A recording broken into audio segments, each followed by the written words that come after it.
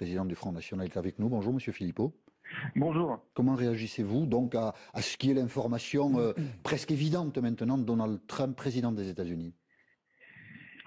Eh bien, nous le félicitons évidemment pour cette élection et nous y voyons le signe qu'une nouvelle fois après le Brexit, parce que comment ne pas rapprocher ces deux événements, une nouvelle fois après le Brexit, le peuple libre, majoritairement, a résisté aux pressions d'une certaine oligarchie qui, très majoritairement, de manière écrasante, était derrière Hillary Clinton dans cette élection. Il y a une forte propagande, mais rien n'y a fait.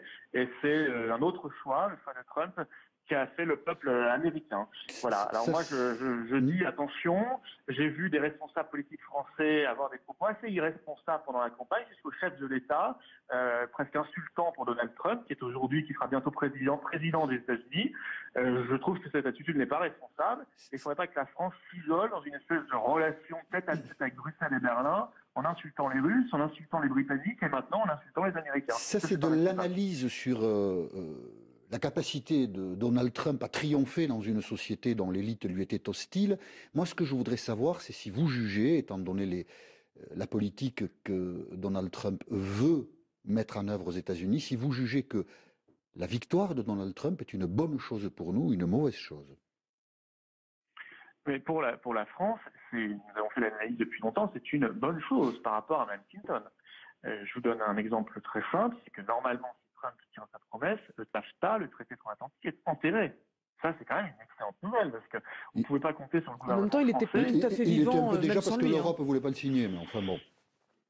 Si, la Commission européenne, qui a le mandat de négociation, elle y était très favorable. Oui, mais pas les pays. Alors, quoi que vous dise M. Fekal, le ministre français ou le président de la République française, malheureusement, on a plus notre souveraineté commerciale, donc c'est pas eux qui décident. Alors, au moins, on a l'assurance, quand c'est le président américain qui souhaite l'enterrer, que a priori, ce sera enterré. Ça, c'est quand même pas mal. Dominique de Villepin nous disait, Donald Trump va obliger l'Europe à réfléchir à une action militaire plus purement européenne, c'est-à-dire en fait peut-être faciliter une intégration européenne qui jusqu'à présent butait sur des égoïsmes nationaux. Alors ça, ce serait un effet paradoxal qui ne vous conviendrait peut-être pas, Florian Philippot. Oh, vous savez, le sens de l'histoire, depuis quelques années, et ça s'est accéléré depuis quelques mois, ça n'est certainement pas d'aller vers plus d'intégration européiste, vers ce vieux projet des années 50, la CED, qui avait été la Communauté européenne de défense, qui avait été enterrée par le Parlement. Et pardon, Monsieur Philippot, pardon de vous interrompre. On va pas réactiver les vieilleries. Alors, au moment où les Français et tous les peuples du monde sont en train de mettre la nation au centre.